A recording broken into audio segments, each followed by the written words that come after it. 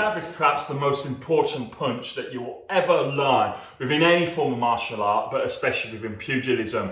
It is a foundation both to attack as well as defense. Offense and defense depends wholeheartedly upon a good jab. With regards to the jab on the defense, in a defensive setting, you will most likely be covering up, okay? You will be curved in the spine to try and reduce the profile of the body that you're exposing to your opponent, and you will be possibly covering your head, especially if your opponent is coming in like this, okay, and they're going crazy for your head. This is very, very common within street fights. They'll be coming in really flailing like this and just trying to hit you with those one big power blows or few big power blows. In this kind of situation, it is quite common to find yourself having to cover up whilst you're waiting for essentially the opponent to burn themselves out.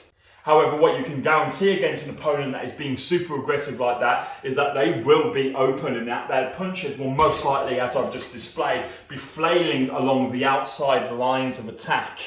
To defend against a flailing opponent that is throwing blows in a flurry, almost like flailing punches, okay? The best way to defend against this, as defined by Daniel Mendoza in his Golden Rules, okay, is to come simply straight down the line of attack. Go straight for the head. The reason for this is that straights are far faster and far more accurate than a flailing punch. This is even when the punch is thrown correctly. If they're thrown in lots of hooks, but nice and technical, they still have quite a great distance to cover.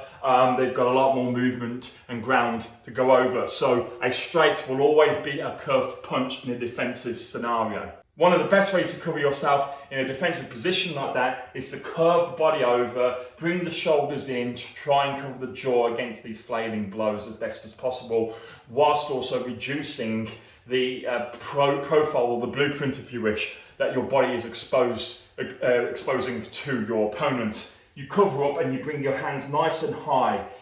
The shoulder will take the brunt of the blows. Any that coming short, the hands will intersect and block.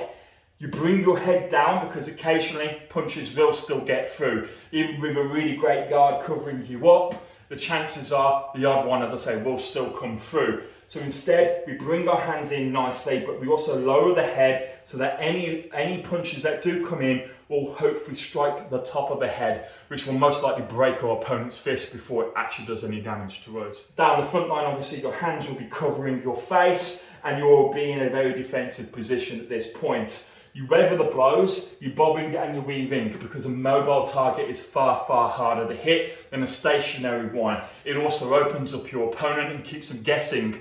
They will not like the fact that you are moving, okay? Because they most likely have only ever punched a wall or a bag before, i.e. a stationary target.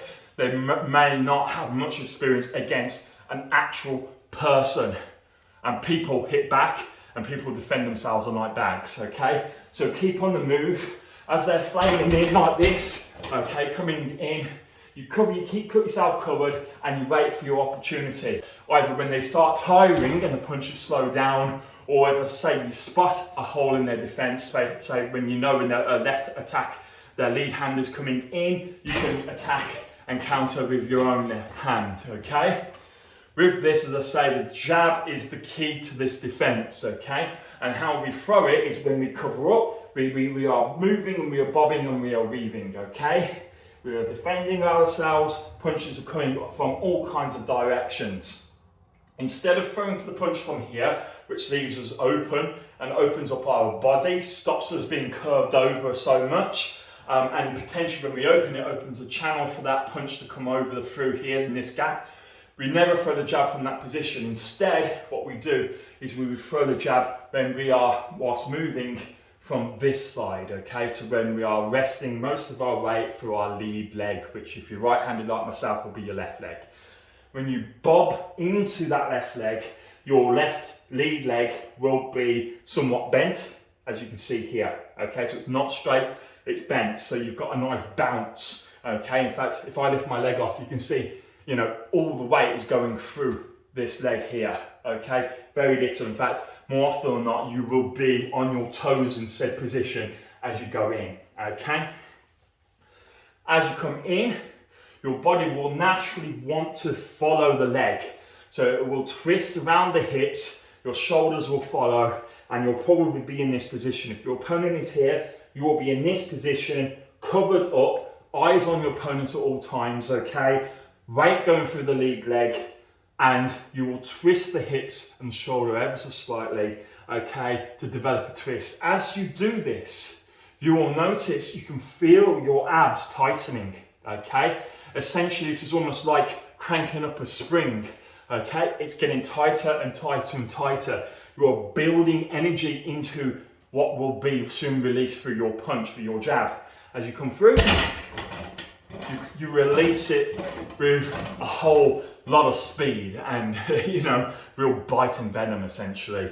This, as I say, can be a knockout blow, especially against a flailing opponent. They're going like this, they're starting to get puffed out, they're starting to get tired, they're coming in, like this, and all of a sudden they get hit by what I've just thrown, which was not any effort to me whatsoever. Chances are that will certainly stop their opponent in place, if not knock them out. If it doesn't knock them out, it will certainly stop them attacking you for a time being. So as you're coming in, as I say, like this, and you're coming in, you hit them, okay? If it doesn't finish them, obviously you can come and follow it in with more additional blows and start throwing a few of the basic combinations that, of course, pugilism uses. Pugilism only tends to throw 2-3 punches at a time, but as you can see, the punches are very effective, so you don't tend to need that many. So you come in, bang, and if you need to, you come in there, maybe one more, and then you grab your opponent and you'd finish them up close. When you grab your opponent in said situation, it immobilizes them. You can engage in the clinch, or you can start to engage in the chantry, and you can bring your opponent down. We'll discuss those in greater detail in a later video, but that is how to throw a defensive jab to stop a flailing opponent, essentially. What we're going to cover in the next video is how to throw an aggressive jab. This is a jab that is used to open up attack options for yourself, and we'll go into a reasonable amount of detail in that. In the meantime, guys, thanks for watching. I'll see you soon. Bye-bye.